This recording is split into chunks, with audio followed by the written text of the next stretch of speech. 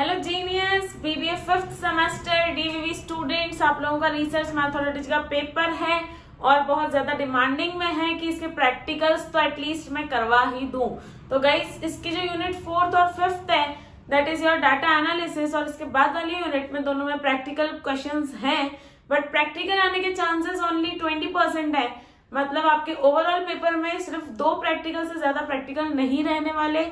Almost तो एक ही practical आएगा, बट अगर ज्यादा से ज्यादा आए भी तो रिसर्च मैथोडोलॉजी के 2 प्रैक्टिकल आएंगे। तो रिसर्च मैथोडोलॉजी पे हम लोगों को बहुत अच्छे से वर्क करना है, ठीक है। तो अभी मैं स्टार्ट कर रही हूँ यूनिट 4th। अब देखो इसमें क्या है ना, आप लोगों का एक और क्वेश्चन है कि कैसे हम लोगों को आंसर करके आना है। तो एग्जाम्स में आंसर करना बहुत ज्यादा कंपलसरी है कि आप लोग ऐसा आंसर लिखो कि सामने जो आपकी कॉपी को जो भी देख रहा है, अब इसको मैं इससे ट्रीट करके बताऊंगी कि कैसे रिलेट कर सकते हैं हम लोग। जो भी आपकी कॉपी को चेक कर रहा है वो आपको full on full marks they they without एकदम अच्छे से सब कुछ पढ़ने के। तो देखो, पहले हम लोग ना थोड़ी सी यूनिट समझ लेते हैं। यूनिट में जो भी चीजें हैं आप लोग पहले वो कवर कर लो। मैं बीच बीच में आप लोगों को टिप्स एंड ट्रिक्स देती रहूंगी जिससे कि आप लोग बहुत अच्छा स्कोर कर सकते हो। तो अभी पहले इतना समझ लेते हैं, इसके बाद मैं आपको एक ट्रिक दे दूंगी कि एग्जाम में कैसे आपको फिल करके आना है कॉपी को, कैसे आपको आंसर्स राइट करके आने हैं। ऑलराइट, प्रोसीड करते हैं डाटा एनालिसिस पे। तो डाटा एनालिसिस क्या होता है गाइस, देखो एक बार अगर आप लोगों ने किसी भी डाटा को कलेक्ट किया है फॉर एनी पर्पस, तो उससे आप लोगों को पक्का कुछ ना कुछ रिजल्ट चाहिए था।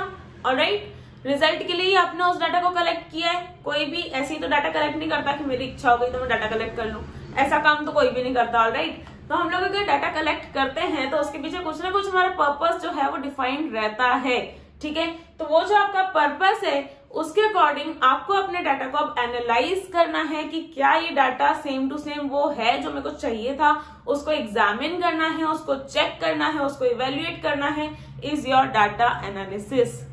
आगे समझ, डाटा एनालिसिस मतलब हम लोग जब सारी चीजों को एनालाइज कर रहे हैं, जो भी हमारे साथ हो रहा है वो सही हो रहा है या नहीं हो रहा है। देखो प्रेजेंट लाइफ में भी हम लोग डेली ये सब चीजें करते ही रहते हैं, ठीक है। अगर हम लोग किसी कंपनी या कॉर्पोरेट वर्ल्ड की बात करें तो वहां पर तो एनालिसिस बहुत खतरनाक तरीके से चलता है। हर कोई यही एनालाइज करता है कि सामने वाला क्या काम कर रहा है और मैं क्या काम कर रही हूँ। एक दूसरे को देख के ही हम लोग आगे बढ़ते रहते हैं, ठीक है।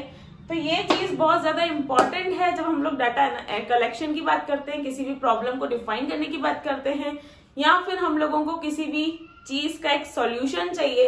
तो आपको ये डिफाइन करना पड़ेगा कि आप लोगों का जो डाटा आप लोगों ने उसके लिए कलेक्ट किया है आखिर उसका रिजल्ट क्या निकला, ठीक है। तो एंड रिजल्ट पे पहुंचने के लिए, कंक्लूजन्स पे पहुंचने के लिए आप लोगों को डाटा को एनालाइज करना आना चाहिए, ठीक है। तो इसका मीनिंग समझ लेते हैं कि हमने जो लिखा है उसमें से क्या समझ आ रहा है। देखो, मैंने अगर इतना 4-5 लाइनों में अगर मीनिंग लिखा है तो आपको इसका कम से कम 1-1.5 पेज भर के आना है, ठीक है। बहुत इजी वर्ड्स में मैंने आपको नोट्स के फॉर्म में ही दे रही हूँ। ऐसा कैसा लिख के आ जाओगे तो मुश्किल से आपको वो लोग 16 में से 8 नंबर भी नहीं देने वाले, ठीक है। थोड़ा ज्यादा करके लिख के आना, बहुत सारा लिख के आना, और सिर्फ प्रैक्टिकल एग्जाम्पल्स, जो एग्जाम्पल्स आप लोगों के साथ डेली होते हैं ना, उससे रिलेट करके लिख के आना, क्योंकि बहुत सारे प्रैक्टिकल लाइफ एग्जाम्पल्स है जो हम लोग डाल के आ सकते हैं, ठीक है। तो ट्राई करना कि बहुत ज्यादा से ज्यादा हम लोग उनको एग्जाम्पल से समझाने की कोशिश करें आंसर में, और आंसर बहुत अच्छे से प्रेजेंट करना कि मार्क्स देने की इच्छा हो जाए, ठीक है। मीनिंग क्या होता है डाटा एनालिसिस का, तो एक प्रोसेस होती है जिसमें रॉ डाटा को हम लोग ऑर्गेनाइज्ड वे में अरेंज करके उसको ऑर्डरली अरेंज करते हैं।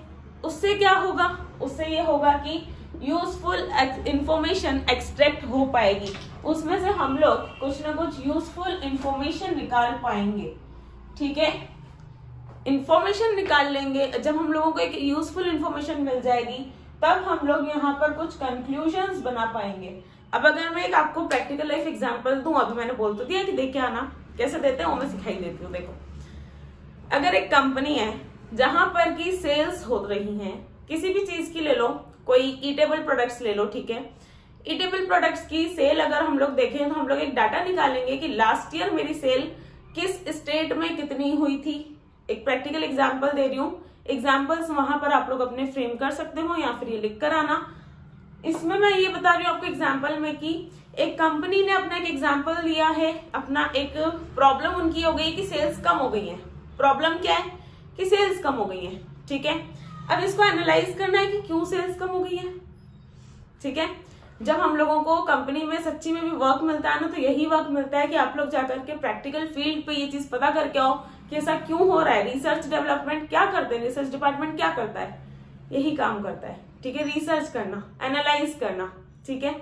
तो मार्केट कंडीशंस को एनालाइज करना है, और आपको बोल दिया कि एक कंपनी की सेल्स कम हो गई है, तो अब आप जाकर के ये पता करके आओ कि सेल्स क्यों कम हुई है। तो उसमें आप क्या करोगे, डाटा को कलेक्ट करोगे कि लास्ट ईयर या फिर लास्ट पूरे मंथ में मेरी कहाँ पर कितनी कितनी सेल्स हुई है, किस किस दिन पे हुई है, कौन से स्टेट में हुई है। तो इन सब चीजों का आप लोग डाटा कलेक्ट कर लोगे, ठीक है। जो भी सेल्स मैनेजर है, जो भी वहां का मैनेजर है, मार्केटिंग मैनेजर है, वो लोग इन सब चीजों में लग जाएंगे, सारा का सारा डाटा कलेक्ट हो जाएगा। उस डाटा को वो लोग प्रेजेंट करेंगे किसी फॉर्म में। प्रेजेंट करने के लिए जब उनको जब रिजल्ट देना है, तो रिजल्ट देने के लिए वो लोग डायरेक्टली जो मैं कलेक्ट करके मैं वो थोड़ी ना दे सकती हूँ, वो नहीं दे सकती मैं। मुझे उसका पूरा का पूरा एक प्रॉपर मैनर फॉर्म बनाना पड़ेगा, एक प्रेजेंट करना पड़ेगा उस डाटा को, ठीक है। तो अब मैं उसको प्रेजेंट कैसे करूंगी, मैं उसको प्रेजेंट करने के लिए मेरे पास कुछ फॉर्म्स हैं डाटा एनालिसिस के। अभी तो मैंने सिर्फ डाटा को कलेक्ट किया था, उसको एग्जामिन करूंगी खुद से ही, कि एग्जामिन करके मुझे पता चले कि क्यों ऐसा हो रहा है। यहाँ पर इतनी सेल्स थी, अगर इस स्टेट में पहले मेरे 5000 यूनिट बिकते थे, तो फिर अब उस स्टेट में मेरे 4000 क्यों बिक रहे हैं, या मेरे उस स्टेट में अब 7000 हो गए हैं। तो ये सब चीजें हमको खुद से इवेल्युएट करनी आनी चाहिए। तो उसके लिए हम लोग डाटा को एनालाइज करते हैं, ताकि हम लोग किसी कंक्लूजन पे निकल सके, ठीक है। किस फॉर्म में हम लोग प्रेजेंट करेंगे, हमारे तो मैनेजर ने, हमारे सीनियर मैनेजर से हमसे मांगा है, हम लोग उनको मैनुअल डाटा जा करके नहीं दे सकते, ठीक है। तो उनको हम लोग रिप्रेजेंट करेंगे चार्ट्स के फॉर्म में, ग्राफ के फॉर्म में, या फिर कोई टेक्सचुअल राइटअप के फॉर्म में। अगर उन्होंने कोई राइटअप मांगा होगा, कोई ऐसी चीज मांगी होगी जो राइटअप के फॉर्म में ही जा सकती है, तो टेक्सचुअल राइटअप करके देना है, ठीक। Sorry, summarising data is not important and data must be summarized in an is most important and data must be summarized in an understandable way। आपको जो भी डाटा को समराइज करना है, उसका जो भी एनालिसिस करके कंक्लूजन निकालना है, वो इस वे में निकालना है कि जो भी उसका रीडर होगा, जो भी उसका व्यूअर होगा, उसका यूजर उसको समझ सके, ठीक है। जो भी आपका यूजर है वो उस डाटा से कुछ ना कुछ अपना मीनिंग निकाल सके और उसकी प्रॉब्लम वहां पर सॉल्व हो सके। जो भी अच्छे रिसर्चर्स होते हैं, वो रिसर्चर्स पता है हमेशा क्या करते हैं ना, अपनी मेथड्स ऑफ रिसर्चिंग और कौन कौन से उन्होंने कलेक्शन की मेथड यूज करी है, और उन्होंने है ना कहाँ से उस डाटा को कलेक्ट किया है, उन सब के सोर्सेस वगैरह सब कुछ दे के रखते हैं। अगर आप अपनी खुद की बुक देखोगे, जहां पर अगर आपको पॉपुलेशन के बारे में कुछ भी डाटा गिवन होगा, ठीक है, कुछ भी आपको एक टेबल गिवन है या एक पाई चार्ट गिवन है जिसमें आपको पॉपुलेशन से रिलेटेड या कुछ भी ऐसा कुछ गिवन है, तो नीचे आपको सोर्स लिखा हुआ रहता है, ऑलराइट। तो जो रिसर्चर्स होते हैं वो भी अपना सोर्स, अपनी मेथड्स, सब चीजें वहां पर मेंशन कर देते हैं, ठीक। तो researchers always provide information about techniques of gathering data, sources of funding, कहाँ से उन्होंने उस चीज के लिए पैसा लगाया, फंडिंग कहाँ से आई, हर चीज रिसर्चर्स बताते हैं, which makes analysis very easier. इससे क्या मिलेगा, इससे हमारी एनालिसिस बहुत इजियर हो जाएगी for the readers and the viewers. अब अगर हम लोग बात करें डाटा एनालिसिस की ही, तो जैसे जैसे टेक्नोलॉजिकल चेंज हुआ है, जैसे जैसे मॉडर्न इकोनॉमी हुई है, तो हमारे यहाँ पर भी टेक्नोलॉजी बहुत ज्यादा चेंज हुई ही है। पहले डाटा को कलेक्ट करने के लिए हम लोगों को एक ट्रेडिशनल मेथड यूज करनी पड़ती थी, हाथ से सारे कैलकुलेशंस करके एक एवरेज निकाल के उनको देना रहता था। बट आज की तारीख में कंप्यूटर ने ये चीज बहुत अच्छे से वो कर लिए कि अब कंप्यूटर पर सारा का सारा काम हो जाता है, ठीक है। सॉरी, अब कंप्यूटर पे हर काम हो जाता है। तो अब अगर हमको ऐसा कुछ भी करना रहता है तो हम लोग सीधे अपना मैनुअल डाटा कंप्यूटर पे एंटर करते हैं और कंप्यूटर से हम लोगों को पूरा का पूरा इसका प्रेजेंटेशन बनके मिलता है। जैसे हम लोग चाहें उसको रिप्रेजेंट कर सकते हैं by using technology that is computer, alright. तो यहाँ तक आप लोग इसको सिर्फ इतना ही मत लिख के आना। देखो, डाटा एनालिसिस का अगर कुछ भी टॉपिक आता है उसमें ये सब चीजें तो लिख के ही आना जितनी भी मैंने बताई हैं, और अपने प्रैक्टिकल लाइफ एग्जाम्पल से आप लोग डाटा के बहुत सारे एग्जाम्पल्स कलेक्ट करके उसमें डाल सकते हो, तो वो भी प्लीज डाल के ही आना, ठीक है। अब अपन आते हैं steps to study a problem using statistical data analysis. Statistical data analysis में कौन कौन सी ऐसी प्रॉब्लम्स हैं और प्रॉब्लम्स को हम लोग स्टडी कैसे करते हैं। अगर कोई भी आपके पास प्रॉब्लम है तो उस प्रॉब्लम को स्टडी कैसे करोगे। तो सबसे पहले तो आपको अपनी प्रॉब्लम को डिफाइन करना पड़ेगा। ये बहुत जरूरी है कि आप लोग अगर कोई भी स्टेप लोगे तो स्टेप तभी स्टार्ट होगी जब आप लोग अपनी प्रॉब्लम को एक बहुत अच्छे से डिफाइन कर पाओगे। ठीक है, कि आखिर आपकी प्रॉब्लम क्या है। जैसे कि अभी जो मैंने एक एग्जांपल लिया था उसमें उस कंपनी की प्रॉब्लम ये थी कि सेल्स रिड्यूस हो रही हैं। ठीक है, तो आप लोगों का प्रॉब्लम डेफिनेशन एकदम प्रॉपर होना चाहिए। कलेक्टिंग डाटा, अब आपको डाटा को कलेक्ट करना है। डाटा कहां से कलेक्ट सॉरी डाटा कहां से कलेक्ट करोगे? अपने पॉपुलेशन में से, अपने सैंपल में से, जो भी आपने अपना इंटायर पॉपुलेशन सोचा है, आप लोगों की टीम, आप लोगों के मार्केटर्स, आप लोगों के कंज्यूमर्स, आप लोगों के जितने भी रिलेटेड स्टेक होल्डर्स हैं जिन्होंने जो आपकी कंपनी में इंटरेस्ट रखते हैं, उनसे आपको डाटा कलेक्ट करना है। ठीक है, हर किसी का इंटायर पॉपुलेशन अलग अलग हो सकता है, हर किसी का एरिया ऑफ पॉपुलेशन डिफर करता है। ठीक है, तो आप लोग अपने पॉपुलेशन से डाटा को कलेक्ट करोगे। एनालाइजिंग डाटा, अब आपको डाटा को क्या करना है? एनालाइज करना है। आप लोगों ने पहले एक डिफाइन करी थी प्रॉब्लम जिसमें कि सेल्स कम हो रही है, फिर आप लोगों ने डाटा को भी कलेक्ट कर लिया। उसके बाद में आप लोगों को करनी है एनालाइजिंग डाटा। उस डाटा को अब मुझे इवेल्युएट करना है, चेक करना है कि कहां पर कमी आई है। ठीक है, उसको एनालिसिस बोलते हैं। एनालिसिस की अगेन दो मेथड्स होती हैं, एक्सप्लोरेटरी एंड कंफर्मेटरी। तो कंफर्मेटरी और एक्सक्लोमेटरी। एक्सक्लोमेटरी में देखो बहुत इजी है। जब मैं अगर किसी भी डाटा को रिप्रेजेंट कर रही हूँ, एनालाइज कर रही हूँ, अगर मैं उससे कुछ भी पिक्चर ड्रॉ कर पा रही हूँ, ग्राफ के फॉर्म में, चार्ट के फॉर्म में, अच्छे फॉर्म में अगर मैं उसको दे पा रही हूँ, is the exploratory method of analysing a data. Okay, confirmatory method में हम लोग ये देखते हैं कि कितनी प्रोबेबिलिटी है, प्रोबेबिलिटी नहीं है। प्रोबेबिलिटी से रिलेटेड थ्योरी पूरी की पूरी कंफर्मेटरी डाटा में रहती है। ठीक है, अब आता है रिपोर्टिंग रिजल्ट्स। तो रिपोर्टिंग रिजल्ट्स मतलब कि जो भी मेरे पास उसका एनालिसिस करके मैंने उसमें से जो भी अपना, देखो कहीं पर भी अगर आप लोग देने जाओगे तो आप लोगों को पूरा रिपोर्ट ही जाकर के देनी है। आपको यही बोलते हैं कि रिपोर्ट बना के दो। आपको ये नहीं बोलते कि डाटा कलेक्ट करके लाके दो या ये करके लाके दो। वो बोलते हैं रिपोर्ट बना के दो कि ऐसा क्यों हो रहा है, सेल्स क्यों कम हो रही है, मुझे रिपोर्ट चाहिए। तो उस रिपोर्ट को आपको प्रेजेंट करने के लिए टेबल बना के देनी है, ग्राफ बना के देना है, या फिर आपको परसेंटेज में उस डाटा को शो करना है, राइटअप में शो करना है, वो आपके ऊपर है।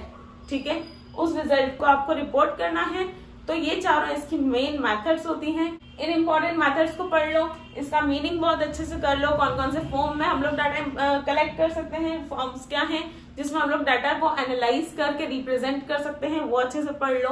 और डाटा एनालिसिस का क्वेश्चन एक आ सकता है, और इसका जो प्रैक्टिकल आएगा तो प्रैक्टिकल अप्रोच पे भी अपन चलते हैं। लेकिन इसके पहले एक छोटा सा टॉपिक इसी से रिलेटेड और बचा है, तो वो छोटा सा टॉपिक भी मैं अभी कवर कर लेती हूँ। ओके,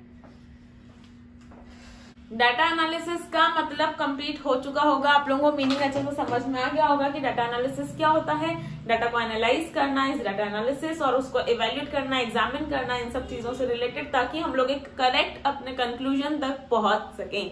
ठीक है, तो अब डाटा एनालिसिस में हमने डाटा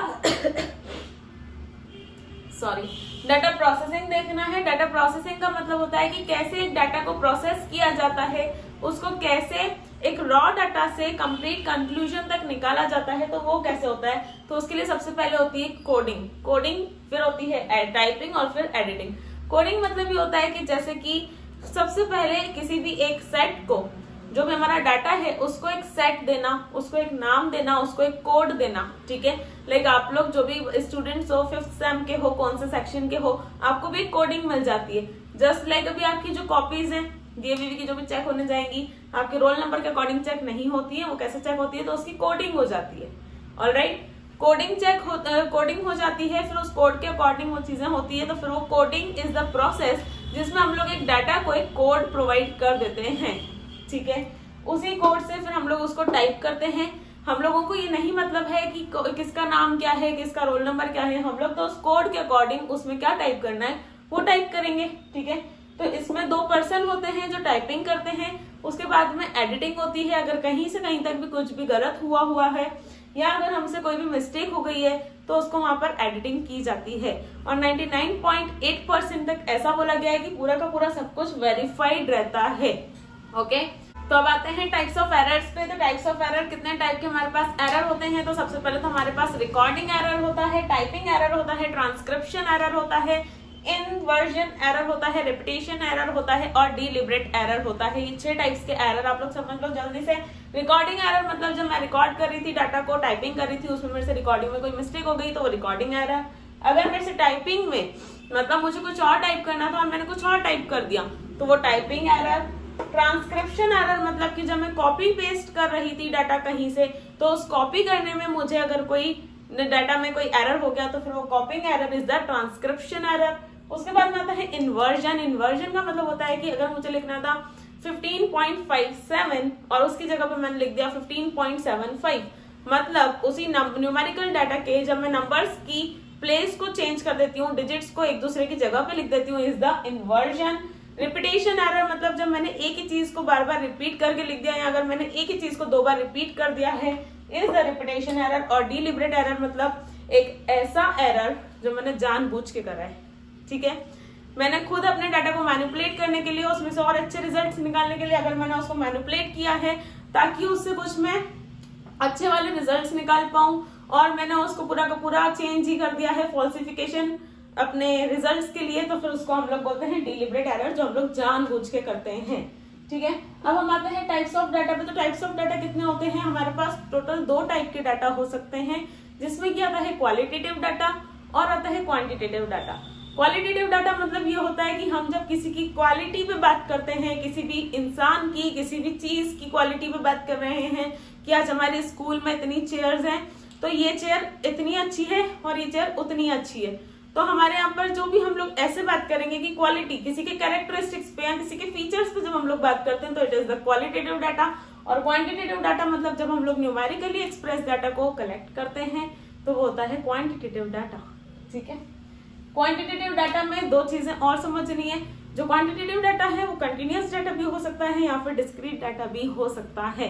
कंटिन्यूअस डाटा मतलब कि जब हम लोग एक ग्रुप बना के ग्रुपिंग के हिसाब से उसको कंटिन्यूली चला रहे हैं, 0 to 10, 10 to 15, 10 to 20, 20 to 30 ऐसे करके हम लोग चलाए जा रहे हैं तो हो जाता है कंटिन्यूअस डाटा। और अगर हम लोग डिस्क्रीट डाटा की बात करें तो मतलब जब मेरे पास सिर्फ एक नंबर है और उसकी इतनी फ्रिक्वेंसी है, 4 नंबर है उसकी इतनी फ्रिक्वेंसी है, 5 नंबर है उसकी इतनी फ्रिक्वेंसी है, मतलब एक ही नंबर को फ्रिक्वेंसी के साथ देना या फिर पूरे के पूरे ग्रुप को फ्रिक्वेंसी देना, ठीक है, कंटिन्यूअस डाटा और डिस्क्रीट डाटा। अब आता है आप लोगों का कि लेवल्स ऑफ मेजरमेंट, कितने टाइप्स के मेजरमेंट होते हैं। तो टाइप्स एंड लेवल्स में ये सब आप मिक्स करके ही लिखना। Types and levels of measurement में सबसे पहले क्वांटिटेटिव क्वालिटेटिव डाटा होता है। क्वांटिटेटिव डाटा डिस्क्रीट डाटा भी हो सकता है, कंटिन्यूअस डाटा भी हो सकता है। और आते हैं प्राइमरी टाइप डाटा और सेकेंडरी टाइप डाटा पे। तो प्राइमरी डाटा एक ऐसा डाटा होता है जो जिसको भी निकालना है, जिसकी भी प्रॉब्लम है, इन्वेस्टिगेटर है, वो खुद जाकर के अगर ओरिजिनली उस डाटा को निकाल कर लाता है, उसको रिसर्च करता है तो वो प्राइमरी डाटा होता है। और अगर वही डाटा जो किसी और ने निकाला हुआ है, किसी और पर्पस के लिए निकाला हुआ है, हम लोग अगर उस डाटा को उठा के अपने अकॉर्डिंग यूज करते हैं जो हमने खुद से नहीं निकाला, तो वो होता है सेकेंडरी डाटा। आई होप इतना सब कुछ आपको क्लियर होगा। तो अब जल्दी से डिस्कस कर लेते हैं हमारे स्टैटिस्टिकल या फिर रिसर्च मैथोडोलॉजी के सारे टेस्ट के बारे में। तो इसमें सबसे पहले तो हम लोग लेंगे कि जी टेस्ट और टी टेस्ट। जेड को बेटा ये जेड टेस्ट मत पढ़ना, इसको जी टेस्ट प्रोनाउंस किया जाता है, ठीक है। तो जी टेस्ट क्या होता है, या कोई भी टेस्ट जब हम लोगों के पास 2 पॉपुलेशन है और जब हम लोगों को उनका वेरिएंसेस पता है कि उनके वेरिएंसेस क्या हैं, तो क्या उनके मीन्स सेम आएंगे कि अलग आएंगे, उनके मीन्स सेम आएंगे या फिर अलग आएंगे, वो पता करने के लिए हम लोग जो निकालते हैं होता है जी टेस्ट और टी टेस्ट, ठीक है। ये टेस्ट हम लोग परफॉर्म करते हैं नंबर ऑफ पॉपुलेशन, अगर इसमें अगर बहुत बड़ी पॉपुलेशन होगी, लार्ज पॉपुलेशन के लिए अगर हम लोगों ने टेस्ट परफॉर्म किया होगा तो उसको हम लोग नाम देंगे जी टेस्ट, ठीक है। लार्ज सैंपल साइज रहता है इसमें, जहां पर हमारे सैंपल साइज जो n बोल सकते हैं सैंपल साइज को, वो 30 या 30 से बड़ा होगा, उसको हम लोग जी टेस्ट में लेंगे। और एक हाइपोथेटिकल टेस्ट होता है statistical test used to determine when we know the variances of 2 population. हमारे पास 2 पॉपुलेशन है, हमको उन दोनों ही पॉपुलेशन का जो वेरिएंसेस है वो पता है, लेकिन उसके बारे में हमको ये नहीं पता कि उनका मीन्स क्या आएगा, तो उनका मीन्स डिफरेंट आएगा कि सेम आएगा, वो पता करने के लिए हम लोग जी टेस्ट लगाते हैं, ठीक है। जी टेस्ट लार्ज सैंपल साइज में लगता है जहां पर n हमारा 30 से बड़ा होगा और यहाँ पर हमारे पास अजम्पशन है कि स्टैंडर्ड डेविएशन हमें पता होगा। हम लोग ये अज्यूम करते हैं कि हमारे पास जो भी स्टैंडर्ड डेविएशन है वो हम लोगों के पास नोन होगा। ठीक है, जी का जो फॉर्मूला होता है z is equals to mean x bar minus mu 0 upon standard deviation upon root n। ये सब क्या होते हैं? तो देखो x बार मतलब कि सैंपल का mean, sample mean, mu 0 is equal to total population का मीन, तो उसको म्यू बोलते हैं। ठीक है, म्यू, इसको म्यू। स्टैंडर्ड डेविएशन हमारा साइन और n is equal to total population उसकी साइज और s is equal to sample standard deviation जो हमको टी टेस्ट में काम आने वाला है। तो यहाँ पर आ जाते हैं टी टेस्ट में भी सेम ही होता है, लेकिन यहाँ पर जो पॉपुलेशन होती है वो स्मॉल होती है। सैंपल हमारा जो साइज ऑफ पॉपुलेशन है, साइज ऑफ सैंपल है वो छोटा होगा। छोटे कम लोगों के लिए हम लोगों को वो टेस्ट परफॉर्म करना है। कम लोग मतलब कि यहाँ पर 30 या फिर 30 से कम लोगों के लिए जब हम लोगों को अगर टेस्ट परफॉर्म करना हो तो फिर वो होता है टी टेस्ट। ठीक है, अब इसके बाद में आता है टी का formula mean minus mu 0 upon sample mean upon under root में नंबर ऑफ पॉपुलेशन, जो भी आपकी सैंपल का साइज है वो ले लेना है। अब हम लोगों को पता करना है कि ये फॉर्मूले के बाद हम लोग देखेंगे कि ये ग्राफ क्या है। तो ये ग्राफ ये बताते हैं हमको कि जो दो टाइप के जो हमारे पास पॉपुलेशन है तो वो दोनों पॉपुलेशन को ये ग्राफ रिप्रेजेंट कर रहा है। ब्लू से एक पॉपुलेशन और ब्लैक से दूसरी पॉपुलेशन जिसके बारे में हम लोग बात कर रहे हैं, तो वो दोनों पॉपुलेशन बहुत ज्यादा वेरिएबल है, बहुत ज्यादा डिफरेंट है एक दूसरे से या एक दूसरे के जैसी ही है, वो पता करने के लिए हमने एक ग्राफ बनाया है यहाँ पे। ठीक है, वेरिएबिलिटी उन दोनों पॉपुलेशन के बीच में अगर मीडियम है तो फिर ये मीडियम का ग्राफ बनाएंगे जिसमें कि ओवरलैपिंग भी बहुत ज्यादा नहीं है और दूरी भी बहुत ज्यादा नहीं है। दोनों पॉपुलेशन एकदम मीडियम मॉडरेट वेरिएबल है। ठीक है, इस केस में जो पॉपुलेशन रहेगी वो बहुत ज्यादा वेरिएबल है, दोनों एक दूसरे को बहुत ज्यादा ओवरलैप करते हैं। ये देखो ये कैसे इधर से पूरा ओवरलैप करके चल रहे हैं, तो वो ओवरलैप करके चलते हैं तो फिर ये हाईली वेरिएबल कहलाए जाते हैं और इनको हम लोग बेल शेप कर्व बोलते हैं। ठीक है, और जो ये इसमें है तो लास्ट लो वेरिएबिलिटी में बिल्कुल वेरिएबिलिटी है ही नहीं उनके बीच में कुछ भी, और दोनों एकदम सेम काइंड ऑफ रहते हैं और ओवरलैप भी बहुत छोटे से लेवल पे करते हैं, लो लेवल का उनका ओवरलैप है, तो उसको हम लोग बोल देंगे लो वेरिएबिलिटी। ऑलराइट, तो यहाँ तक अभी तक हम लोगों ने कर लिया है। अब हम लोगों को सिर्फ एक पैरामेट्रिक नॉन पैरामेट्रिक में भी ये दोनों भी जो है पैरामेट्रिक और नॉन पैरामेट्रिक टेस्ट के ही टाइप्स हैं। ठीक है, हाइपोथेसिस, नल हाइपोथेसिस और ये सब चीजें क्या होती है, तो ये सब मैं को बहुत ब्रीफ में आप लोगों को एक्सप्लेन कैसे करूं मैं सोचती हूँ, लेकिन मैं कर दूंगी ये भी एक्सप्लेन। और इसके जो मेन प्रैक्टिकल्स आप लोग मुझसे डिमांड कर रहे हो, प्रैक्टिकल क्वेश्चन के लिए बेटा बहुत सारी चीजें मुझे समझानी पड़ेंगी, क्योंकि प्रैक्टिकल क्वेश्चन में आप लोगों को मैं डायरेक्टली कुछ भी नहीं बता सकती। उसके लिए जी टेबल देखना आप लोगों को आना चाहिए, उसके लिए आप लोगों को जो उसकी क्रिटिकल वैल्यूज होती है जी की वो सब आपको नॉलेज होना चाहिए, तो फिर ही मैं आपको कुछ प्रैक्टिकल बता पाऊंगी। अदरवाइज फिर मुझे एकदम लो लेवल से स्टार्ट करना पड़ेगा, तो उसमें मैं एक दिन में बहुत कुछ कवर नहीं कर पाऊंगी। बट येस, मैं आप लोगों को एक दो प्रैक्टिकल्स जो इस यूनिट के हैं वो मैं आपको कल तक कवर करने की बिल्कुल कोशिश करूंगी, बिल्कुल ट्राई करूंगी कि मैं कल तक इस वाली यूनिट का प्रैक्टिकल आप लोगों को दे दूं। लेकिन जो नेक्स्ट यूनिट का प्रैक्टिकल है वो और ज्यादा इंपॉर्टेंट है और उस पर भी मैं एक बार देखती हूँ, मैं आज ही ट्राई करती हूँ कुछ न कुछ, और मैं आप लोगों को प्रैक्टिकल क्वेश्चन समझा दूंगी। और अगर आप लोगों को कोई डाउट आए इतने पार्ट में तो प्लीज मुझे कमेंट करके कमेंट सेक्शन में बता देना। अगर वीडियो अच्छी लग जाए तो उसको लाइक भी कर देना और चैनल को सब्सक्राइब भी कर देना for upcoming videos. All the very best guys, अच्छे से प्रिपरेशन करो। Okay, bye bye, thank you.